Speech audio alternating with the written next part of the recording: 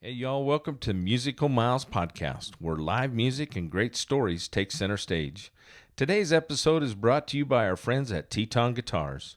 Whether you're picking tunes around a campfire or taking the stage at your favorite honky-tonk, Teton Guitars delivers rich, soulful sound built for the journey. Learn more at tetonguitars.com. Now let's dive into some music and memories. Hey, music lovers, welcome to Musical Miles Podcast. I'm your host, Byron Duffin, and we are here in Boise, Idaho at the Riverside, the Sapphire Room, right? At the Riverside Hotel. Yep. And I'm with Mr. Gary Tackett. Thanks for taking time to sit down with us. Pleasure. Man, it's so cool. We've been talking about this for quite some time. We actually met, and we were talking about this earlier. We actually met at Heath Clark's New Year's Eve party. So you were Yes. playing a couple of years. It would be 2 years. It was in 24. Yeah, New Year's Eve of 23, 24. So, but we got to meet you there. And then when we started the podcast, we decided that we would. You were on the list, believe it or not, because Heath Clark was our very first interview for Musical Miles Podcast. He was number one. So, and rightly so, because his dad, grandpa, and uncle played at our wedding in Arizona 43 years ago. Small world. So, but anyway, and Heath introduced us, and he had told us about you. And of course, we've got to see Heath several times since, and we visited about it. But you actually reached out to me and told me that you'd like to share your story, and so I appreciate that. Absolutely. Yeah, and that's where I met Heath down there for the first time and ended up producing his project Okay. in Nashville. Took him to Nashville. Oh, why? And his new album that hopefully comes out Right. very soon. And we just talked about that because he was in Idaho Falls and played, and I promised him when the album drops, we will redo the interview. Oh man, yeah. So, It anyway. turned out great. I got him a bunch of hit songs from hit writers, and He told all me, the hit Kent players. Blasey, right? Oh yeah. Kent wrote If Tomorrow Never Comes Yep. for Garth. A ton of Garth Brooks hits. Yeah. So we had a bunch of killer hit songs, and Heath's a great writer, so we bunch of writers and had all the A players and Brett Mason and Lonnie Wilson, and it was just the A team. Yeah. I put around him. So Well, that's what he said. He's lucky to have met you,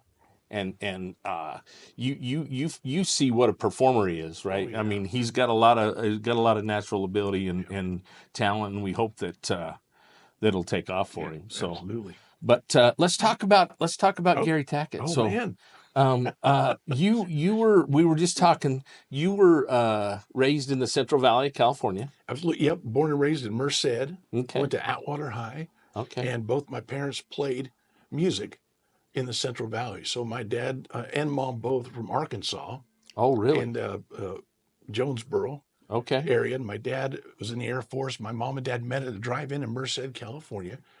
And my mom was actually an evangelist, singer, played piano, guitar, bass, drums. My mother's actually the one that taught Wow. my dad to play guitar. Really? And he was just a monster singer. And he ended up using all of Merle and Buck's guys. When Merle and Buck were not on the road, Buck Owens, they all played for my dad. My dad kept them fed when Merle and Buck weren't touring. That's So crazy. he had Roy Nichols and Don Rich and Brumley and all of Merle's and Buck's guys played for my dad. So in turn, I get to sit there when I'm 8, 9, 10 years old. Show me that. Show me this to Roy Nichols, who has two brothers, Jimmy and Gene Nichols, Right? who also played for my dad. Wow. So it was just. And your dad's name was Joe. Joe Nichols. Yep, Joe Tackett. Or Tackett, excuse Yeah. me. We're throwing names around here. Yeah. Joe Tackett. And your mom's name? Kathleen. Kathleen. Yeah, it was Joe Okay. and Kathy Tackett. Yep. And so did you have siblings that played as well? No, my sister didn't. Okay. She just hung out. Isn't that crazy? Yeah. You know, we've been really, really blessed. We started this podcast in July of 24, and we've interviewed, I think you're number 95. Wow. since Nice. you like. And Nice. so we've interviewed a lot of people, but a lot of people, like the Brauns, and Yep. you're very familiar with Muzzy Braun and Yeah. his boys. Yep. Well, all 4 of his kids are all incredibly talented. It Right? started when they were little. Little. They were just around it. Yeah, They and didn't have so a choice. so yeah, and then we actually got to interview Django Walker, who is Jerry Jeff's son. Yeah. Oh, nice. And we asked him about. Then he same deal. He has a sister, no interest in the music at all. And his dad really kind of forced him to learn. He made him pick up the guitar and learn. And he said, "Now, when you decide to do this for a living, that's on you. You know, I'm not going to make you do this for a living, but you need to have that as an option. Yeah. And then you decide." So anyway, but it's interesting how that works in some families. And my mom was an evangelist, so we had we had a congregational church. I learned to play in church. I played 3 days, Sunday, 2 services on Sunday and 1 on Wednesday, and learned every church song and played on stage. And that's where I kind of cut my teeth, learning all the Southern gospel stuff and the Rambos and the Hensons and all those acts. Learned all those songs, and then I ended up playing with a guy named Andre Crouch, who was a very well-known gospel singer. At the time, and then had an opportunity to tour Canada with a band. Oh wow! And I became an emancipated minor at like 17. Really? And toured Canada with this band. And So how old are you, Gary? What year were you born? 64. 64. So you're a little younger than 60. me. You're just a little younger than me. So we just I'm 64. So. Yeah. And that was kind of the start of it. When I toured through Montana, in Canada, right, with the Max band. And then came back to California and ended up meeting a guy named Paul Bowman, who was moving to LA and asked my mother if I could go play guitar for him. And he ended up in LA, in Los Angeles. So I moved with him and his son, who was the drummer, to Los Angeles. Oh, wow. In their RV. And we played honky tonks in Los Angeles area, the Landmark in Glendale and all these places. But Paul also had a radio show. Right. And we had, so J.D. Manis from Desert Rose was his steel player. Steve Duncan was Desert Rose. Jack Daniels from Highway 101 was the guitar player. Bass player was Dennis Walker, who produced Robert Cray and B.B. King. So oh my goodness, I'm an 18-year-old kid in Los Angeles surrounded. Oh, by legends. But it was just access, and GIT was down at Guitar Institute. But I got to, rub elbows and sit on stage every night with these players, and it kind of bumps you up a notch. You either catch up, keep up, or get out of town. Oh, I can imagine. And they were kind to me, gave me lots of hands up, and from then moved to the Central Valley, back to the Central Valley from LA, and started a band called the California Cowboys. Out of the Central Valley, it was out of San Jose. It has the largest nightclub in San Jose called the Saddle Rack. It's like infamous in the Bay Area, and started that band. And we won the Marlboro contest, the Nationals, 2 years in a row. Wow. And so we played the Oakland Coliseum with Alabama, the Judds, George Strait, Merle Haggard, Restless Heart, at 2 different occasions, 2 years in a row. And then that's where I met Merle's keyboard player, Mark Urey. And then just fate, I'd always dreamed of playing. I wanted my name on a Merle Haggard record. That's all I ever dreamed about since I was a kid. And happenstance, I met Mark Urey, Merle's keyboard player. He calls me out of the blue about a year after that meeting at Oakland Coliseum and says, "Gary, Clint Strong's out on the road with Rex Allen. Can you get up to Merle's house in the next 8-10 hours and record?" Quit my job. I can only imagine. You get to go record with the legend Merle Haggard at Merle's house. At his house. Yeah, we're recording an album. Can you get up here? And I was there in 6.5 hours, up to Reading, Palisadro. And got to record acoustic on the Blue Jungle album. And just sitting there across from Merle and the rest of the band. It was amazing. It was amazing. 3 days. Wow. Just that was my dream come true. And October The Loma Prieta earthquake was October 18th, I think. Was that, what year was that? It was 80? 89. Yeah, it was during the World Yeah, Series. the World Series. So I remember. I just drove home and crossed the bridge, and I lived in San Jose. I just crossed the bridge an hour and a half before it collapsed, Oh my goodness. and got home to San Jose, and when all that happened. So that's why I remembered the date. I'm going because the World Series, Yeah. Loma Prieta earthquake. I just played on Merle Haggard's record. Oh I'm my all gosh. excited. But all this devastation. Oh yeah, at yeah. the same time. Yet the world was coming to an end, huh? You'd get to live out your fantasy, your Oh. dream of playing on Merle's album, and then now the earthquake, everything's going to hell in a handbasket. I get home and I have a pipe wrench turning off everyone's gas in our in neighborhood. your neighborhood, because nobody else knew how to do it. Probably. They didn't. Yeah. Oh my goodness. Wow. What an experience. What a story. So did you, like I said earlier before we really started recording, so your dad was your mom and dad were very much involved in that Bakersfield sound. Oh yeah. Yeah. In developing that sound with Buck and Merle and those. Yeah, and all Win those guys. Stewart, go back, all those guys, they really dug my dad. Okay. So Rex Allen Jr. and Win Stewart stayed at our house and slept in my bed. And I didn't know who the guy was. They just told me I'm sleeping in my sister's room. And I don't know who this guy is, but Win Stewart. And I'm going, not until many years later. Sure. I realized Win and my dad were like best friends. Isn't it funny, because most people don't, I mean, you grow up in that situation, right? It's situational that we talked a minute ago about Jerry Jeff Walker and Django. And Django sat at dinner with Hoyt Axton, of all people, that sat at his table, and his mom came around and was serving everybody some broccoli. And Hoyt goes, "Hold on there, Miss Susan.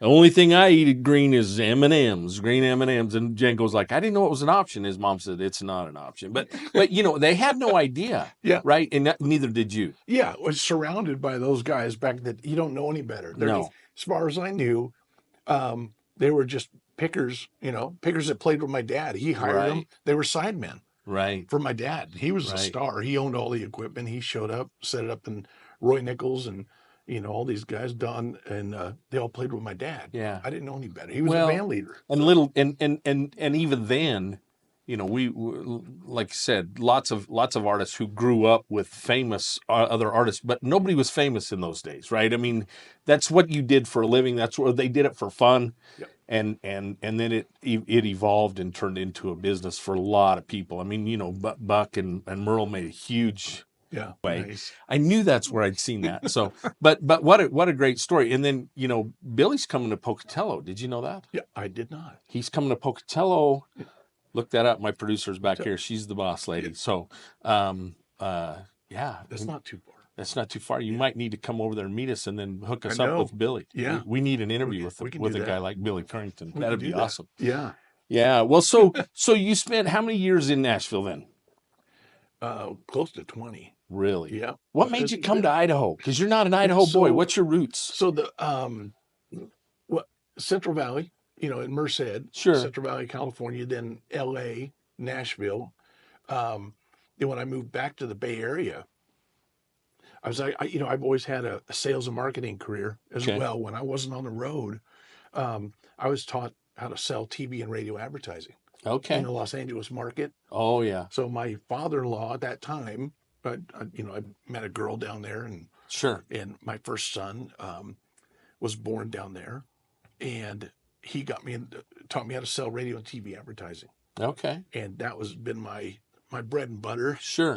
In between the musical adventures. Well, most people don't realize, they think that everybody that's in the music industry, especially if you have some success with the big artist, that you're set for life, right? Oh, you're a side man. So it's like they set your scale, and you're out for 3 days a week at $200 a night. Right. You're not making ends meet. No. Unless you're living with 3 other musicians. So, right. Saturday, July 12th. July 12th. Oh, nice. Yeah. At the Portneuf Wellness Center. Yeah. Come over. I could probably come down for that. Come hang out with us. Come stay at the house. You're welcome. We'd love to have you. I'll let them know we're down there. Yeah. The sales background kept the bills paid, right? Oh, yeah.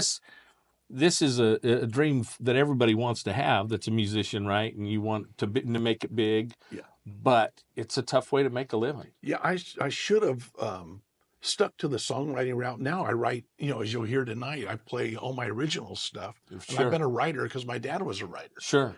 But I just never pursued it because I was a lead guitar player. Right. So everybody milked me for that. Hey, come play with us. Right. So I was playing guitar when I should have been nurturing the writers thing. Hey, come write with me. Then should have been writing with all those guys. And I didn't take advantage of that. I mean, I had the opportunities and I just kind of neglected to pursue that. Yeah. I just wanted to play lead guitar. And I ended up being Billy's tour manager, the band leader, the accountant, everything on the road. Right. And that just kind of wore me out. Yeah. So. Well, and I think, you talk about, woulda, coulda, shoulda, what you should have done. But, I've not been involved in the music industry for 30, 40 years like yourself. But that being said, we've learned a lot, and it's not like it was 20 years ago. No. With streaming has done two things for the industry. It's killed the ability to make a great living as a songwriter, because they got paid by presses, right? By the number of units sold. And now it just doesn't happen. It's all streaming. The industry changed. And streaming doesn't pay anything, but it's made some people very famous very fast, right? So prior to that, an overnight success was 10 years in the industry. And they said Nashville used to be a 5-year town and then a 7-year town. Now it's a 10-year town. And if you can make it in 10 years, you've done well. Yeah. But it's a tough gig. Yeah, I witnessed the whole transition from from LPs and 45s to the digital age. Yeah. And then when it changed over the industry, I worked also for CSAC. I was working the publishing side. So I was licensing director for CSAC. Okay. So I collected royalties from radio stations. I got on the business end of it while I was there too. And when the streaming started, when that was in 04, right before the real estate stuff. So I saw it coming.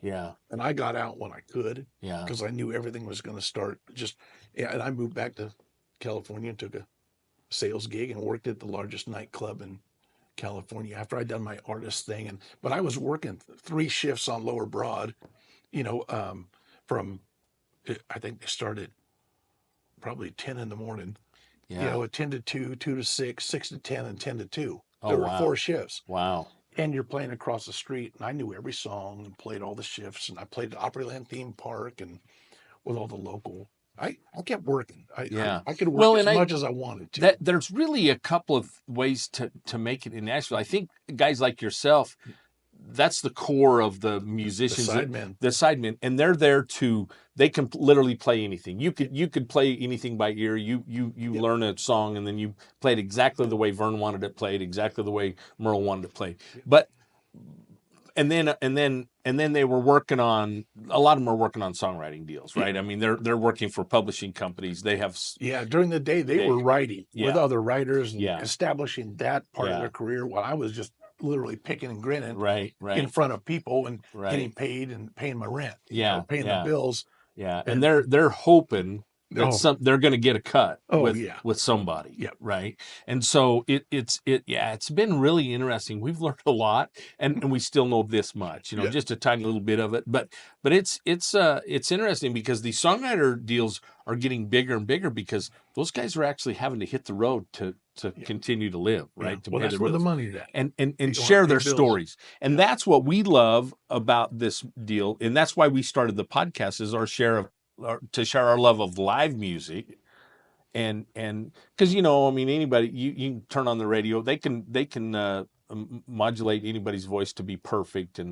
But go to a live show. There's no comparison, right?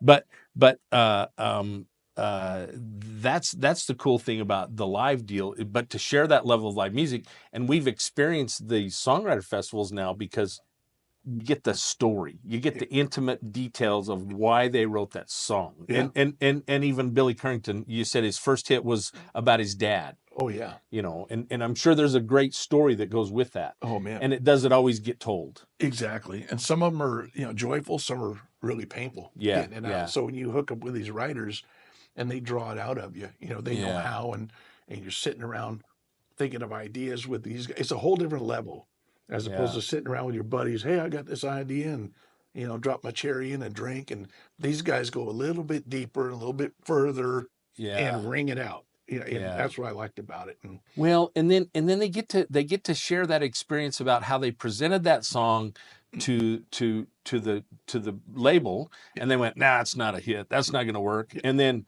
it might be 5 years later, it's a number one. Bryce Long had Nothing On But the Radio with Gary Allen, and he said it took 5 years. Yeah. But the guy, he had a record deal at the time and tried to cut it, and they wouldn't let him. Nah, this is not a hit.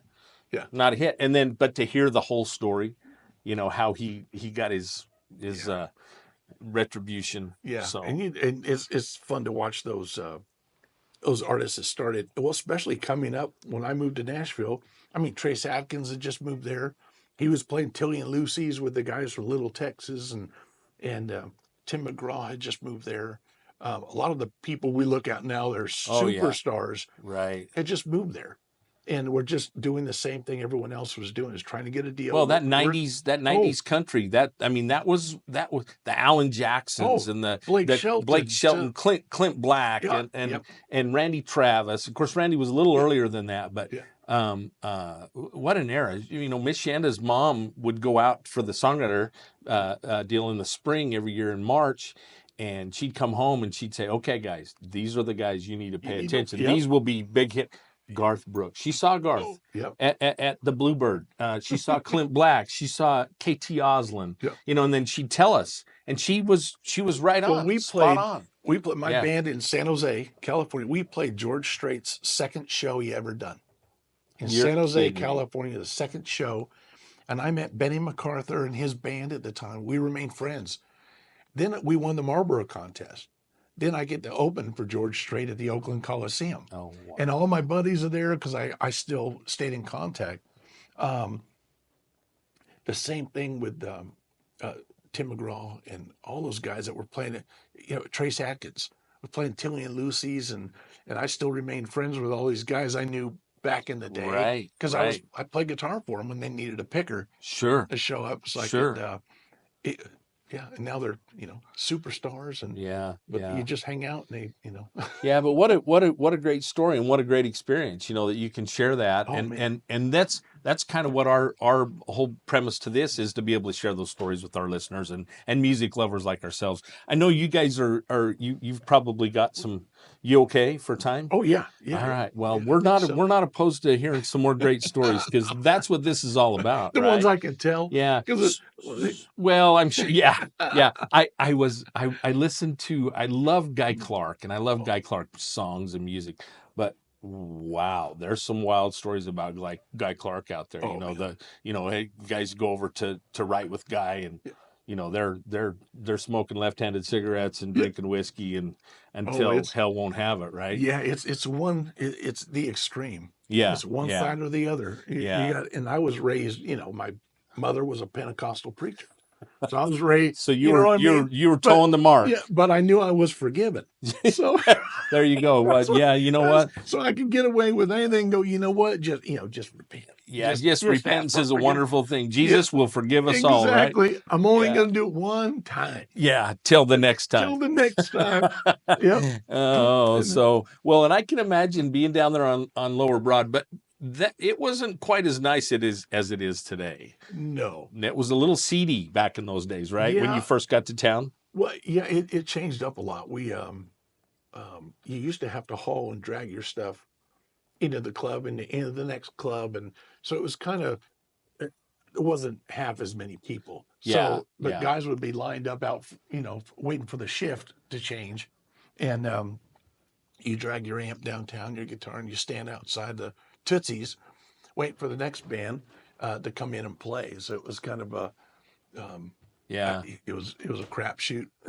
Well, I love the story. Terry Clark, and you had huge success. Oh man, it was Yeah. just, yeah, it was awesome. I didn't realize it until later how lucky I was to be around, to be able to, sit with Don Rich or Roy Nichols and go, show me that. Oh, how'd you do that? Right. And literally at the kitchen table spitting sunflower seeds and just, show me that. Yeah. How'd you do that? Well, that's cool. And that was So you ended up in Nashville. About what year was that?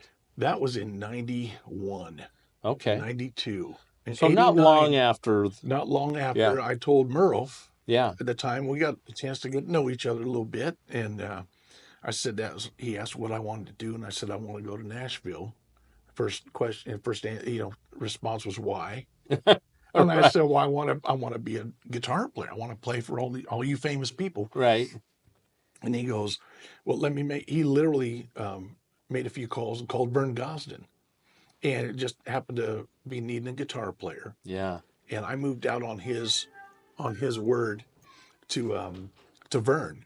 And I auditioned for Vern Gosdin and showed up, I think, on a Wednesday or Thursday to Nashville, and was on his tour bus on that Friday. So I didn't go to Nashville and suffer Right. like everyone else playing down Lower Broad. Oh, right off the I'm bat. sure. Yeah. Yeah. So I had an artist gig, and then but I got fired about 3 weeks in for wearing my boots on his brand new bus. Oh no. So that was my in and out, the same, Serious. within the same month. So then I was thrown to the wolves of Lower Broad and played Right. Tootsies, but I Right. worked. I was real lucky. I worked.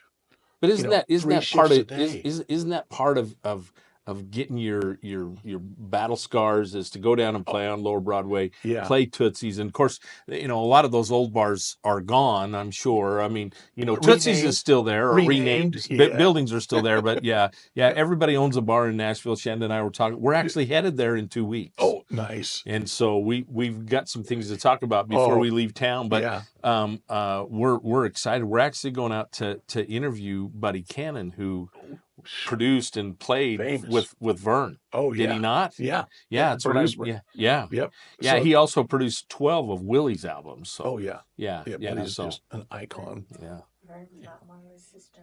Oh, that's right. Yeah, Vern Gosdin taught Marla's Buddy's daughter Marla, and then he has another daughter, and I can't remember her name. Anyway, but she actually sings with Jamie Johnson now. She tours with Jamie. Oh, nice. But they said Vern taught those girls Yeah. how to sing That was awesome. melody, right? Yeah. I mean, backup and whatnot. So Yeah, that's the cool. first night first night on tour with Vern. I get on the bus, and we're playing a Coliseum show with Conway Twitty, Charlie Daniels, and Vern Gosdin. This is my first stadium gig.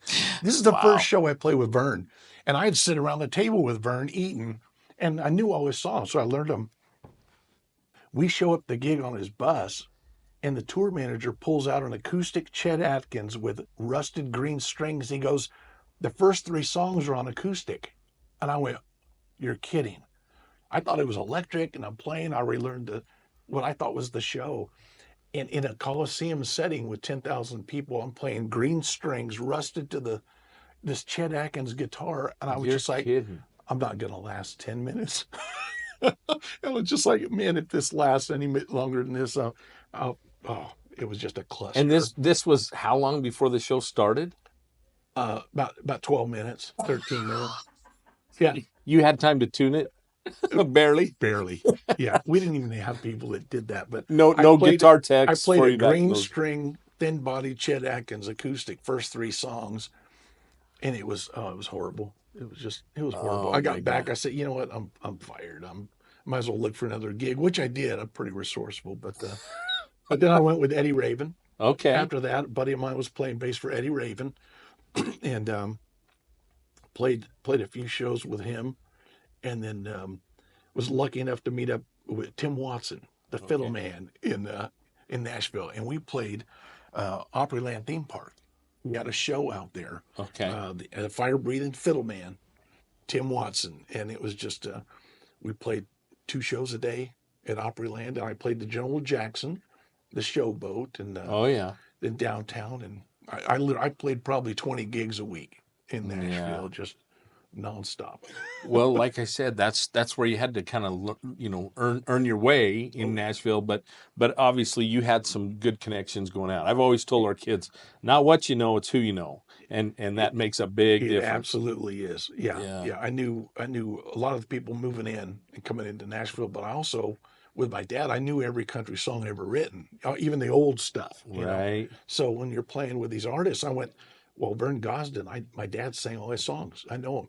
I'm Yeah. going to play with Charlie Pride next week. Well, I know all his songs. Right. And Eddie Raven, I Eddie knew all Raven, his songs because I yeah. loved country. Yeah. I grew up on Ray Price and Oh yeah, my dad sang all that stuff. So yeah, the harmonies is what the girls were. Yep. Sorry.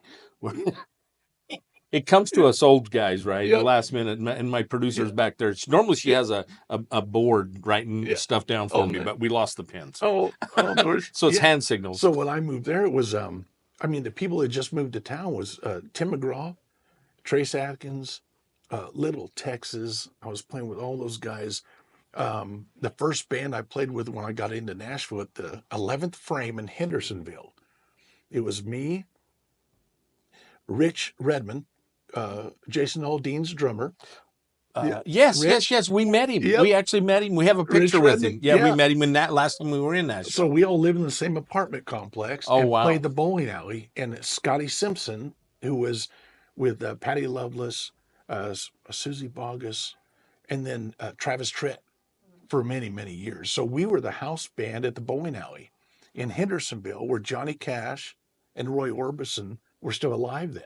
Oh my gosh. So you'd be on stage playing and look to the right, and there's, the windows that go to the bowling alley you could see through. Okay. And you see Johnny and June walking in. Oh my gosh. Or you see Roy Orbison and his brother walking in, and they would come sitting in the back. And they would know it. They would have it timed to where when they knew when the band took a break, they'd Right. leave so they wouldn't get, we call it German, so they wouldn't get Germed by the band, because we'd hightail it up there and try to say hi or talk to them. Right. They'd be gone. Right. But That's that's where I cool. met the guys in Little Texas. Right. A lot of musicians came in because we were like the I Love You Man band. Oh, Remember yeah. Bud Light? Oh yeah. I yeah. Love yeah. You Man. Yeah. That was the name of the band. But we all went and did our artist gigs, and it was just a blast. It was So when you would go out on tour with those guys, what were you just out for like a week here, 10 days, and then back in Nashville Yeah. for same deal, and then you just Yep. continually gig while Yep. you're home? and they call it bus call. So it's usually Okay. Thursday night. They usually had a weekend gigs. If it was the older country artists like Eddie Raven Uh-huh. or Vern, you show up at Kroger parking lot. Everybody, there'd be tour buses, just 8 or 10. And Really? and everybody would meet there and get on the bus, leave their cars, and they'd go out and do a weekend, and then come back on Sunday night or Monday morning, get in your car and go home. And that was pretty much the older country artist tours. The newer ones like Tammy Cochran, I played with her for a while. It was we'd go out maybe 6-7 days at a time and come back, Uh-huh. and but no extensive touring until I met Billy Currington. Right, Yeah. right. So that's right. So you went to work for Billy when? I met Billy in a pawn shop. Yeah. Heath told me this story. So Yeah. share that story. That's a great story. So I go into a pawn shop to get another guitar, and actually to buy an axe to chop down some trees on my dad's property out in Smithville, Tennessee. My dad was the sheriff of DeKalb County. He moved from California to Nashville, kind of followed me Oh, really? out there, became the sheriff of DeKalb County out in Smithville. And he lived in between Aaron Tippin and John Anderson. It was Oh, his my property. goodness. I got stories about that Oh, too, yeah. but another time. So I met Billy at a pawn shop, and he said, "Man, I'm a singer," and he knew me from playing with Merle and everyone else. We had talked, and he pulled a guitar down, saying, "Please come to Boston," and just dropped it in the dirt. I was like, "Oh my gosh, this kid's got it," Right. I started playing with him out at Bell Cove, where just a lot of artists kind of played and hung out at Bell Cove in Hendersonville. And Billy says, "Well, I'm working on a deal, and we're trying to get this going." And during that time, my mother got sick. That's why I left Nashville for a year or so and became a licensed funeral director and embalmer I remember reading about that. to take yeah. over my mom's business when she got sick. while I was there, Billy calls out of the blue and he said, I got a deal.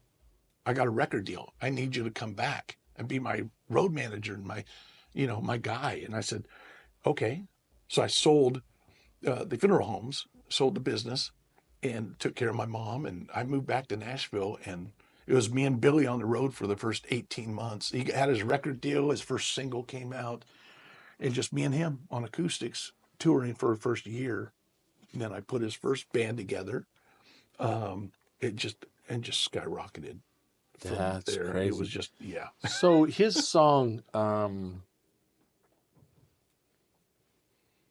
People are crazy. no, not People Are Crazy. The one, I'm pretty sure it's, Walk a Little Straighter was his first. was his first. Song, and it was slow and a ballad and about his dad. And it was kind of like everybody was like, "Uh-oh, this isn't gonna fly," and it ended up being a really good, Is it the sweet tea? good song. Yes, the Sweet Tea song. Oh yeah, but you know who wrote that? Luke Bryan. oh yeah. Luke Bryan and somebody else. Oh my gosh, I just read this because anyway, yeah, we've done several songwriter festivals, not Yeah. several. We've done a handful, but we've got a lot on the burner this year. Yeah. So we're doing Red Lodge, Cody, Livingston, Whitefish, are all these Montana. But they bring all these Nashville songwriters in. And then there's a big one coming to Las Vegas in August. And that's why we're going to Nashville. We're going out to interview the promoters who are also songwriters. Mike Every is the one who I've been dealing with. And I'm trying to remember who the artists are that we're going to interview out there. But that's, and we have interviewed Marla Cannon Goodman, so Buddy's daughter. So that's how that kind of all came together. But anyway, but I read that somewhere about who wrote it with you? Rachel Thibodeau. Oh, Rachel Thibodeau, because I'm supposed to interview Rachel. Oh, okay. Yeah. That while we're in town to promote the Songwriter Festival. Anyway, probably got to spend some time with Terry out there, but she said when she first moved out from Canada that she had I want to say a Martin D28, and she had a shoestring that she tied to the handle, and she would wrap it around her wrist because she was so afraid that somebody was going to try and steal her guitar. Oh, yeah. And she knew that if she had that string, and she said to this day it's still on that case. Yeah, what a great story. Yeah. But yeah, it was a little sketchy. Now I don't know. We've only been to Nashville one time, so we're really looking forward to going back in a couple weeks. But it's really changed. I mean, there's so many people down if on you Broadway go to, now. there's Lower Broad, of course, that has the Tootsies and Right.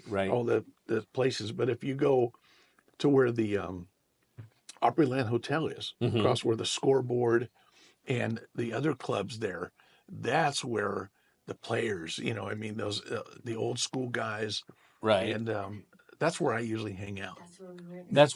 That's where we went, was to the Scoreboard. We actually went out there. So it's out right next to the Opry. Yep, right across the road. Yeah. Yep, and that little circle. We stayed there at the Holiday Inn. Yep. and walked across the parking lot, went to the Scoreboard, and some girl was playing there, and we had a great time. Yeah, that's where the locals hang. Yeah, and if you go down to Printer's Alley. Yes, and we have not been to Printer's Alley, but we're going on. Yeah, Printer's Alley. There was a bar there called Barbara's. Okay. Which was it was on the left-hand side coming in from the front. You walk downstairs into Barbara's. That's where I met Toby Keith, and Daryl Singletary would come in. I actually got to meet Daryl before he passed. Oh man! So he would come in and sing. I was there what a voice. Weekends at Barbara's, and people would come.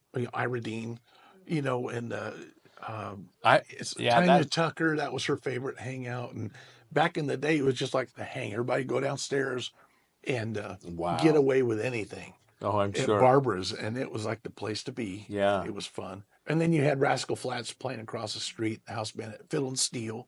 And then you had the Bourbon Street, the Blues, Stacy Mitchhart and all those guys. It was a blast. Oh, I could only imagine. Yeah. Yeah, Ira Dean, Trick Pony. Yep. Yeah, we saw Trick Pony in had to be in the it was probably in the 90s, mid to late 90s. Well, now he's playing bass for Brooks and Dunn. I just heard that. In fact, because we're going out to do interviews, I've reached out to a handful of artists. Yeah.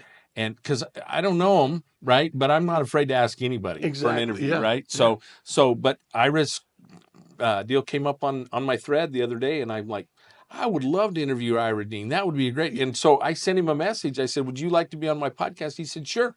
Yeah. So I don't know whether that'll happen or not, but I'm going to damn sure He's try. a great guy. Yeah. And even Brooks does. So, yeah, the stories of the Marlboro contest going back to the California days. Right. We won the Marlboro contest, my band, the California Cowboys, out of Okay. San Jose, California. We get shipped to Nashville. We're in the national competition. And I see, because I'm a Eric Clapton fan, I see Okay. Jamie Oldacker, a drummer, Okay. who played for Clapton on a bunch of hits. And I said, that's Jamie Oldacker. I wonder who he's playing with. And, well, he's playing with this kid, Ronnie Dunn, who's in the Marlboro contest. He smokes us. He smokes the band. I went, that guy's going to be a star. Oh, man. And it was just, after that, it was, Trey Gray, his drummer now, Gary Morris, his steel player. Yeah. I know most of their band Right. as Right. well, Right. but it's and Ira Dean's on bass now. Well, that's what actually Heath and I were talking, and he told me that he had just gone to work for Ronnie Dunn. So Yeah. how cool is that? Yeah, it's a small world. You look around, you go, wow, okay. It was funny because I was watching his deal, and he was telling a story about going in. They were in New York City, and maybe it was for the Grammys or for some event. Anyway, he walks up to the doorman. The guy's got a clipboard, and he goes, Ira Dean, Trick Pony. He says, nominated for a Grammy. And he goes, yeah, and you lost to the Dixie Chicks. Come on in. And he said 2 weeks later is when Natalie Maines shot her mouth off about the president. Oh, yeah. And he said they were rolling over her records all over the streets of New York. They steamrolled them. Yeah. And anyway, he said, yeah, 2 weeks. Timing's everything, right? Timing's everything. And especially in that town. I can only imagine. Oh, Yeah. man. It was, it was a cluster. Well, we've heard some crazy, cool stories, but Stephanie Davis. Do you know Stephanie? Stephanie is a songwriter, she's from Montana, but lives in Austin now. But she wrote some stuff for Garth, and she used to open for Garth. Well, yeah, I don't know. But anyway, she said she told a story about living in a little old ramshackle shack. Literally, the roof leaked, and she said she's in there typing papers. That's how she made her living, right? Was typing students' term papers, right? Oh, okay. Because they didn't have PCs at the time. She was literally hand typing them, but talked about, the roof leaking and going out. And she got, what did she tell me? $1 a page or something. But anyway, and then she said she was in somewhere, might have been Tootsie's or somewhere down on Lower Broad. And she said, Garth Brooks walks up to her and goes, she said, this guy in shorts and a ball cap. And she said, he's playing darts. And he comes up, Stephanie, he's got a dart in his hand. And she said, I was kind of freaked out. And she goes, I'm going to cut that song. I got a record deal. I'm going to cut that song. And true to his word, he did. And Wow. she said that's how she bought a little ranch in Montana on the royalties from that. Just that song. Yeah. Yeah. Wow. Yeah. Yeah. So- He came in and played the Saddle Rack in San Jose. And this is his first record. Nobody really knew him. And then he blew up. Oh, yeah. But he promised to play the Saddle Rack. And this is after he blew up. And he still showed up at the Saddle Rack. And we opened the show, and Garth does this thing. And he literally, there's 1,300 people in this nightclub. It's the largest nightclub in California. Wow. And he signed everybody's stuff on that. Just stood at the steps of that bus and signed everything. Signed everyone that stood there. He signed everything. And that was I went on to become good friends with his guitar player, Garcia, who plays with his wife, Trisha, Right. Johnny, right. and then Jimmy Mattingly. I've hired him for a bunch of sessions because I produced Heath Clark's Right. record back there and several other records using all the A players, Brent Mason. And So where did you record that? Heath's Sony. At Sony. Yep, at Okay. Sony. And then the other one I recorded at Ronnie Millsap's Okay. place before that for several other artists. But Wow. yeah, it's fun producing. I got to play some guitar. Yeah. To me and Brent Mason swapping licks on a song of Heath's, and Yeah. it was a blast. That's cool. That's very cool. Well, we really appreciate you reaching out to us. Thanks This for has been having us. fun, and we need to do it again because you've got years worth of podcast stories. I'm man. sure, a lifetime of them anyway. Touch the surface. Yeah. So, but you're back here in Idaho. So when did you move to Boise? 9 years ago. 9 years Yeah, ago. 9 years ago. And got back into the marketing sales world. Yep, I ran the Idaho, the General Contractors Association. Okay. Here, so my day gig. Yeah. And then I had given my kids all my equipment, my musical equipment, guitars, and quit, retired. Really? Until I met the guys I'm playing with tonight. So met them and said, you know what? I think I might start back up again. So Well, good for you. Well, lucky for us that you did, and lucky for anybody who loves live music as much as we do, that they get to hear you play and you get to share these stories, and you're back to writing music again, writing songs. a lot. Yep. And did you write anything that's on Heath's album? No. No. But tonight I'm playing here Yeah. at Riverside. I'm doing the first set is just all my new original stuff, and then I Yeah. bring the band in to play the band versions Yeah. of some of that stuff. Have you had any cuts on your songs? No. No. Is that a goal? Is that something you're after, or It was, and then I just got selfish that I'm just going to do my own stuff, Sure. and because it's a machine there. okay? Unless somebody hears something they like. Yeah. Um, Well, yeah, Yes. that getting your stuff exposed to. Somebody told me that one of the songwriters had written a song, and it sat for 30 years, and George Strait just picked it up and was going to cut it. 30 years. wow. So You never know. no, You never know. never know. Well, this has been fun. Well, we look forward. Please do put it on your schedule. The 12th of July. Come over to Okay. Pocatello and let's go hang out with Billy Currington. Let's do it. I would love that. Yeah. That'd be a blast. Before we go, though, will you grab that guitar and Yes. play us a little song? Give our listeners a little something. This is a Teton guitar. We have a deal. I don't know if you've ever heard of Teton. They're yeah. they're in Idaho Falls. But anyway, so these guys they've been gracious in giving us guitars. So this is Willow. It's really light. Did you notice that? Oh, yeah. It doesn't weigh nothing. So anyway, set it up. Tell us what you're gonna play. Let's do the first verse to 27 miles to Bakersfield. Awesome. That's a true story about being stuck on a tour bus 27 miles from Bakersfield. 27 miles to Bakersfield, 2,000 miles behind us. Gonna get lost in some Buck and Merle, don't bother trying to find us. Almost out of gas, ain't no big deal, 'cause we're 27 miles to Bakersfield.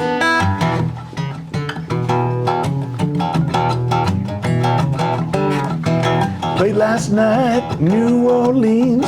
Everybody's into the Cajun scene. Jambalaya gumbo, goodbye Joe. Joel Saunier and buckwheat Zydeco. Get on the bus after we do our thing. Back to the land of honky tonk and twang. 27 miles to Bakersfield, 2,000 miles behind us. Gonna get lost in some Buck and Merle, don't bother trying to find us. Almost out of gas, ain't no big deal, 'cause we're 27 miles to Bakersfield.